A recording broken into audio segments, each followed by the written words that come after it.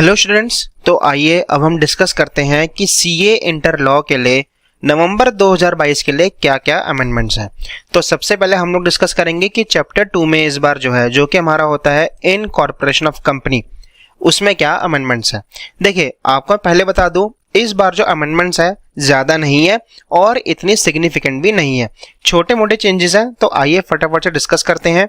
सबसे पहले चैप्टर 2 में जो चेंज आया है वो आया आपका सेक्शन नंबर 16 में, जो कि हमारा था rectification of name of company. तो इसमें हमने जो एक पॉइंट डिस्कस किया था कि अगर कोई रजिस्टर्ड प्रोप्राइटर है ट्रेडमार्क का, उसने जो है एप्लीकेशन लगाई है किसी कंपनी का नाम चेंज करवाने के लिए, तो वहां पर हमने डिस्कस किया था कि जो सेंट्रल गवर्नमेंट है वो जब भी कंपनी को डायरेक्ट करेगी नाम चेंज करने के लिए, तो उसके 6 महीने के अंदर अंदर कंपनी जो है अपने नाम को चेंज करेगी। तो ये जो 6 महीने का टाइम पीरियड है ना, ये आपका चेंज होके 3 महीने का हो चुका है। यानी कि अब जो आपका अमेंडेड पीरियड है इसका, वो 3 महीने का ही है।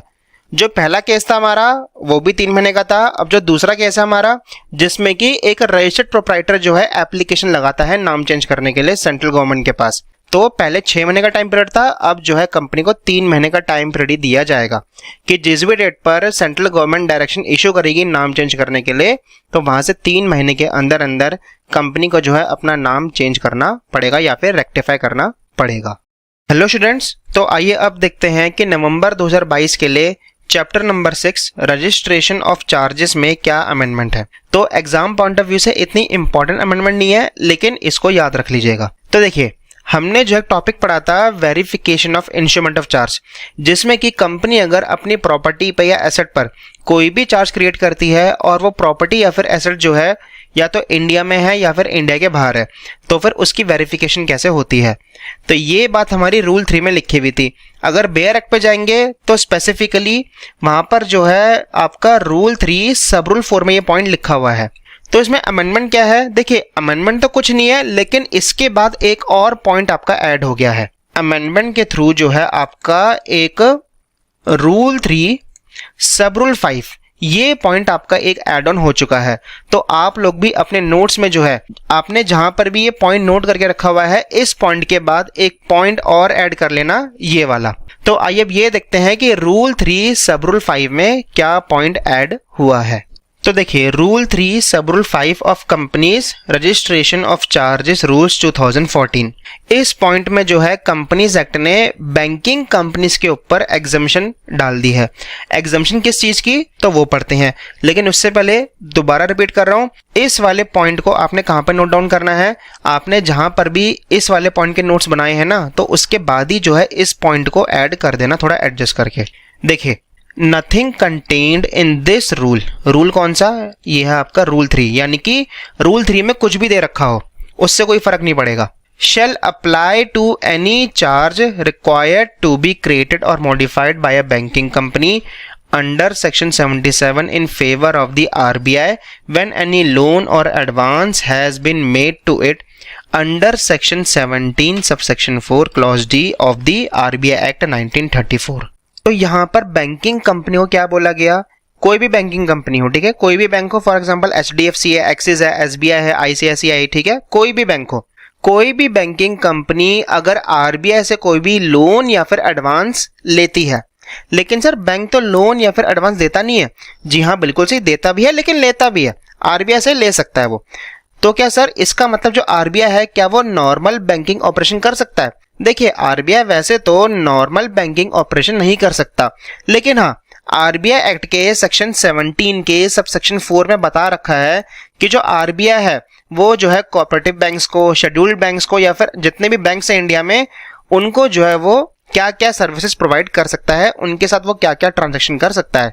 तो उसमें से एक ट्रांजैक्शन क्या है? लोन या फिर एडवांस देने की। जैसे कि फॉर एग्जांपल HDFC बैंक है, अब इसको जो है कुछ लोन की जरूरत है, तो ये जो है RBI के पास जाती है, ठीक है। तो RBI जो है section 17 sub section 4 clause D के तहत जो है HDFC बैंक को लोन दे सकता है। लेकिन देखिए, यहां पर जो RBI लोन देगा HDFC बैंक को, वो भी ऐसे ही नहीं दे देगा, अनसिक्योर्ड लोन नहीं देगा। बदले में जो HDFC बैंक है वो जो है अपनी एसेट पर चार्ज क्रिएट करके देगा, ठीक है, यानी कि वो लोन जो भी देगा आरबीआई वो एक सिक्योर्ड लोन होगा बैंक को। So now back to the point. तो आपका रूल 3 और सेक्शन 77 में जो जो प्रोविजन लिखे गए हैं चार्ज को रेजिस्टर्ड करवाने के, उनमें से कोई भी प्रोविजन जो है उस बैंकिंग कंपनी पे अप्लाई नहीं होगा जो कि आरबीआई के फेवर में चार्ज क्रिएट करके लोन ले रही है आरबीआई से। यानी कि मान लीजिए अगर एचडीएफसी बैंक जो है वो आरबीआई से लोन ले रहा है और बदले में एक चार्ज क्रिएट कर रहा है आरबीआई के फेवर में, क्योंकि जो चार्ज क्रिएट होता है वो हमेशा किसके फेवर में होता है? लेंडर के फेवर में। तो यहां पर इस चार्ज को एचडीएफसी बैंक को आरओसी के पास रजिस्टर्ड करवाने की रिक्वायरमेंट नहीं है कि कोई भी बैंकिंग कंपनी अगर आरबीआई से लोन ले और आरबीआई के फेवर में चार्ज क्रिएट करे और वो जो लोन या फिर एडवांस लिया है वो जो है आरबीआई एक्ट के सेक्शन 17 सबसेक्शन 4 क्लॉज डी के तहत लिया गया है, तो फिर जो भी चार्ज क्रिएट हुआ है आरबीआई के फेवर में, उस बैंकिंग कंपनी को उस चार्ज को आरओसी के पास रजिस्टर्ड करवाने की रिक्वायरमेंट नहीं है। किसको? ऐसा कोई भी चार्ज जो है रजिस्टर्ड नहीं करवाना पड़ेगा आरओसी के पास। बस एक यही एग्जम्पशन है बैंकिंग कंपनी के ऊपर जो इस रूल के तहत दी गई है उसको। हेलो स्टूडेंट्स, तो चैप्टर नंबर 9 हमारा अकाउंट्स ऑफ कंपनीज, इसके लिए हम लोग ये देखते हैं कि नवंबर 2022 के लिए क्या क्या अमेंडमेंट्स आई हैं। और हाँ, दोबारा रिपीट कर रहा हूँ, कोई भी सिग्निफिकेंट अमेंडमेंट नहीं है, जैसे कि बाकी चैप्टर्स में भी हमने देखा था ये कि अमेंडमेंट्स इस बार जो है इतनी सिग्निफिकेंट नहीं है, बहुत ही छोटी मोटी अमेंडमेंट्स है।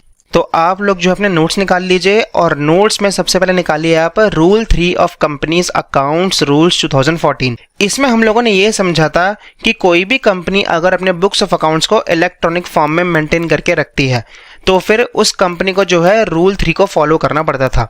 तो आपके जो नोट्स है रूल 3 में, उसमें जो आपका पहला पॉइंट है books of accounts in electronic mode accessible in India, ये पॉइंट था हमारा कि जो भी कंपनी अपने बुक्स ऑफ अकाउंट्स को इलेक्ट्रॉनिक मोड में मेंटेन करके रखेगी तो वो जो है इंडिया में एक्सेसिबल होने चाहिए। अब इसमें एक प्रोवाइजो था कि हर कंपनी को जो है, जो भी कंपनी बुक्स ऑफ अकाउंट्स को इलेक्ट्रॉनिकली मेंटेन करके रखती है उसको जो है एक ऐसा अकाउंटिंग सॉफ्टवेयर यूज करना है जिसमें ऑडिट ट्रेल का फीचर हो, ताकि अगर कल को कंपनी किसी भी ऑफिसर ने किसी भी अकाउंटिंग एंट्री में कोई भी छेड़खानी करी तो फिर जो ऑडिटर है या फिर कोई और भी दूसरा ऑफिशियल है वो जो है पता लगा सकता है उस ऑडिट ट्रेल के फीचर के थ्रू। तो ऐसा अकाउंटिंग सॉफ्टवेयर जो है हर कंपनी को यूज करना होता था जो भी अपने बुक्स ऑफ अकाउंट्स को इलेक्ट्रॉनिकली मेंटेन करके रखती थी। तो जो मिनिस्ट्री ऑफ कॉर्पोरेट अफेयर्स थी उसने जो एक लास्ट ईयर नोटिफिकेशन निकाली थी कि इस अकाउंटिंग सॉफ्टवेयर को कंपल्सरी यूज करने के लिए जो है एक डेट बताई गई थी 1 अप्रैल 2022 की, कि हर कंपनी जो है जो कि इलेक्ट्रॉनिकली अपने बुक्स ऑफ अकाउंट्स को मेंटेन करके रखती है तो फिर उसको 1 अप्रैल 2022 से जो है एक ऐसा अकाउंटिंग सॉफ्टवेयर यूज करना है जिसमें ऑडिट ट्रेल का फीचर हो। तो अब जो ये डेट है ना 1 अप्रैल 2022 की, इसको चेंज कर दिया गया है और डेट क्या कर दी गई है 1 अप्रैल 2023, यानी कि इसको जो है 1 साल से और डेफर कर दिया गया है। और मजे की बात यह है कि ये जो अमेंडमेंट थी कि 1 अप्रैल 2023 को जो है इसको लागू किया जाएगा प्रॉपरली कंपल्सरली, तो ये जो अमेंडमेंट थी ये आई थी 31 मार्च 2022 को, यानी कि जस्ट एक दिन पहले शाम को ये अमेंडमेंट आई थी। तो आप जो अपने नोट्स में 1 अप्रैल 2022 को काट के लिख लीजिए 1 अप्रैल 2023, बस यही थी इस वाले पॉइंट में अमेंडमेंट। अब इसके बाद हमारी दूसरी अमेंडमेंट है सेक्शन 137 में। सेक्शन 137 हमारा किसके बारे में था? फाइलिंग ऑफ अकाउंट्स के बारे में, कि कंपनी जब एनुअली जो है फॉर्म AOC 4 में अपने अकाउंट्स को फाइल करती थी। तो देखिए यहाँ पर भी हमने जो है अलग अलग तरीके के फॉर्म AOC 4 पढ़े थे। मोस्टली जो है कंपनीज फॉर्म AOC 4 फाइल करती हैं अपने एनुअल फाइलिंग के लिए अकाउंट्स की। अगर कोई कंपनी कंसोलिडेटेड फाइनेंशियल स्टेटमेंट्स बनाती है तो फिर उस कंपनी को फॉर्म AOC 4 CFS में जो है फाइलिंग करनी होती थी। और जो NBFCs के लिए फॉर्म था वो क्या था? NBFCs के लिए फॉर्म था form AOC 4 NBFC Ind AS के लिए। अगर कुछ कंपनीज XBRL फाइलिंग करती थी तो उनके लिए कौन सा फॉर्म था? Form AOC 4 XBRL। ठीक है, तो हमने यहाँ पर डिस्कशन भी किया था कि कौन कौन सी कंपनी जो है XBRL फाइलिंग करती है। अब इसमें अमेंडमेंट क्या है सर? तो देखिए जब हमने ये वाला टॉपिक पढ़ा था, सेक्शन 137 था इसमें, जो कि हमने रूल 12 के साथ पढ़ा था। तो आपको पता होगा रूल 12 में जो है सारे के सारे फॉर्म लिखे रहते हैं। अब रूल 12 में ही आपका जो है तीसरा पॉइंट भी ऐड ऑन होगा, और वो क्या होगा, तो आइए उस पॉइंट को डिस्कस करते हैं। तो आप जब अपने नोट्स में वापस जाएंगे तो फिर उस नोट्स में जो है इन 2 पॉइंट्स के बाद तीसरा पॉइंट भी वो ऐड कर देना अमेंडमेंट का। तो ज्यादा कोई मुश्किल अमेंडमेंट नहीं है, बस एक जो है पॉइंट ये ऐड हुआ है और इसके साथ में 2 प्रोवाइजो और ऐड हुए हैं।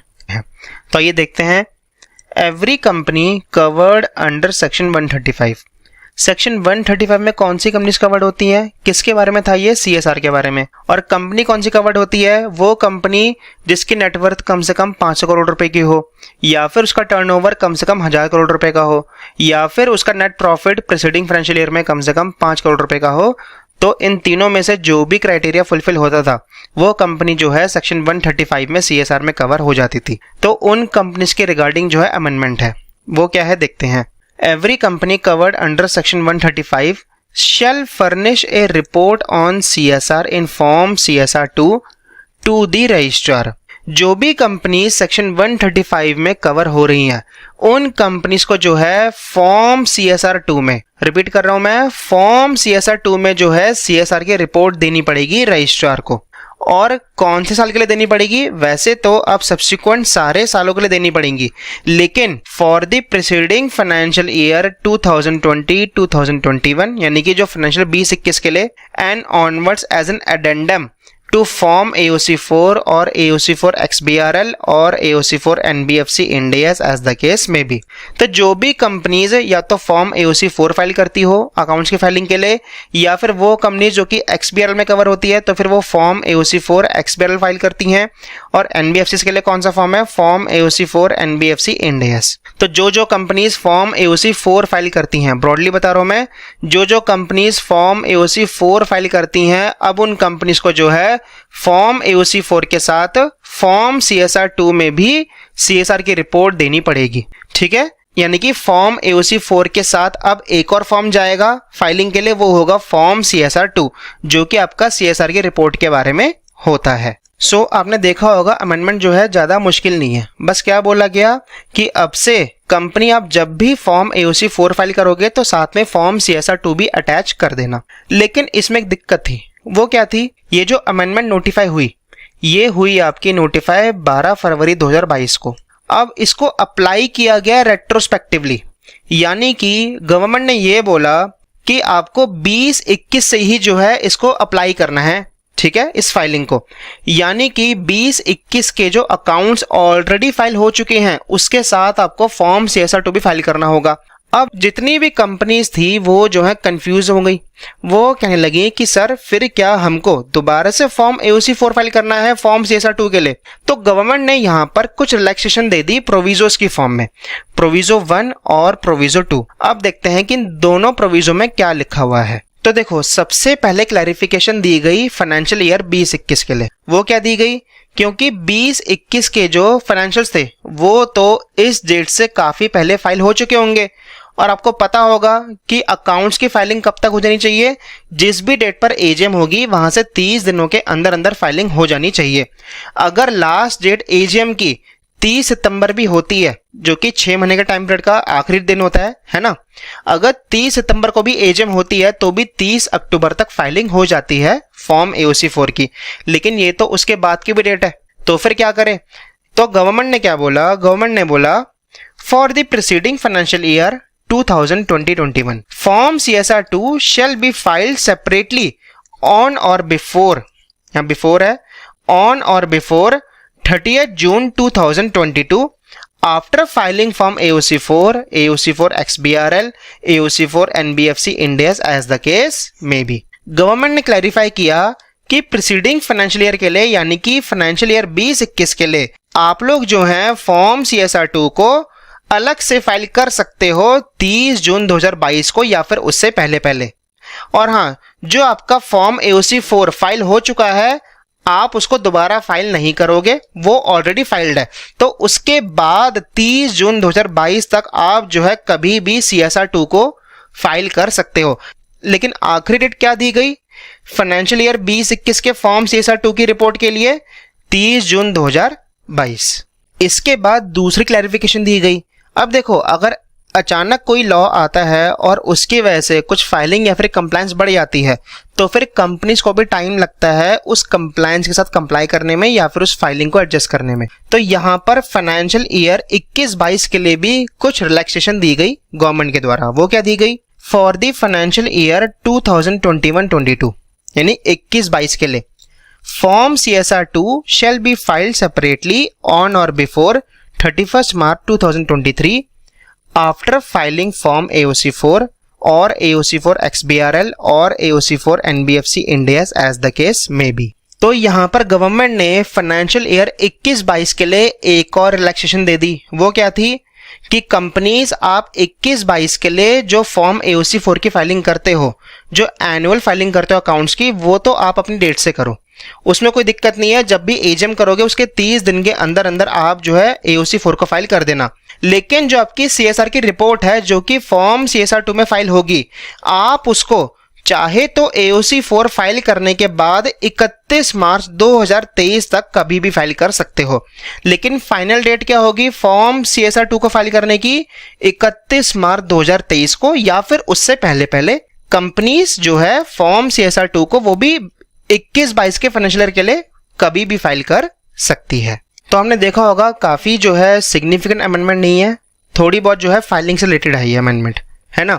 तो इसको आपको नोट डाउन कहाँ पे करना है अपने नोट्स में?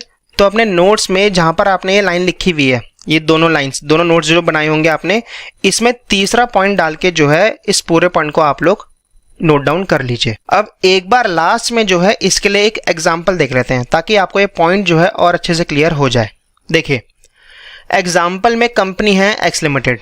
अब हम मानते हैं, हम ये मान लेते हैं कि जो लास्ट डेट है एजीएम की वो है 30 सितंबर की, ठीक है। वैसे तो हर केस में जो है लास्ट डेट, क्योंकि 6 महीने का टाइम पीरियड होता है कि जब भी फाइनेंशियल ईयर एंड होता है वहां से 6 महीनों के अंदर अंदर आपको एजीएम कर देनी है। तो जो लास्ट डेट निकलती है वो निकलती है 30 सितंबर की। तो कंपनी है एक्स लिमिटेड, उसके लिए एजीएम की लास्ट डेट है 30 सितंबर। तो देखिए यहाँ पर हमारे दो केसेस हैं, केस नंबर 1, केस नंबर 2। पहला केस है हमारा फाइनेंशियल ईयर 20-21 के लिए। तो एजीएम मानते हैं, हम लोग ये मानते हैं कि एजीएम जो है एक्स लिमिटेड की 20-21 के लिए हुई 30 सितंबर 2021 को, ठीक है। तो ऑब्वियस है 30 सितंबर 2021 को अगर एजीएम हुई कंपनी की, तो फिर AOC4 की फाइलिंग कब होगी? 30 अक्टूबर 2021 तक होगी। तो इसके बाद जो कंपनी है उसके पास जो है 30 जून 2022 तक का समय है फॉर्म CSR2 की फाइलिंग के लिए। तो ये था आपका पहला केस। इसके बाद देखते हैं दूसरा केस फॉर फाइनेंशियल ईयर 21-22। अब 21-22 के लिए क्या है? मान लेते हैं कि 21-22 के लिए जो एजीएम हुई कंपनी की वो हुई 30 सितंबर 2022 को। तो ऑब्वियस है AOC4 की फाइलिंग कब होगी? 30 अक्टूबर 2022 तक होगी। तो इसके बाद जब कंपनी CSR2 फाइल करेगी, फॉर्म CSR2, तो उसकी फाइलिंग कब तक हो जानी चाहिए? 31 मार्च 2023 को या फिर उससे पहले पहले। तो ये जो रिलैक्सेशन है फॉर्म CSR2 को अलग से फाइल करने की, ये बस 21-22 के फाइनेंशियल ईयर तक ही है। इसके बाद जितने भी फाइनेंशियल ईयर होंगे, जैसे कि आपका 22-23, 23-24 एंड सो ऑन, तो आगे के फाइनेंशियल ईयर्स के लिए जो है गवर्नमेंट ने कोई रिलैक्सेशन नहीं दी है। यानी कि 21-22 के बाद अब कंपनी जब भी अपने आगे के फाइनेंशियल ईयर्स के लिए फॉर्म AOC4 को फाइल करेगी तो साथ में उसको जो है फॉर्म CSR2 भी अटैच करना पड़ेगा। लेकिन हाँ, एक बात आपको हमेशा ध्यान रखनी है, ये जो पॉइंट है ये सिर्फ उन्हीं कंपनीज के ऊपर एप्लीकेबल है जो कि सेक्शन 135 में कवर होंगी।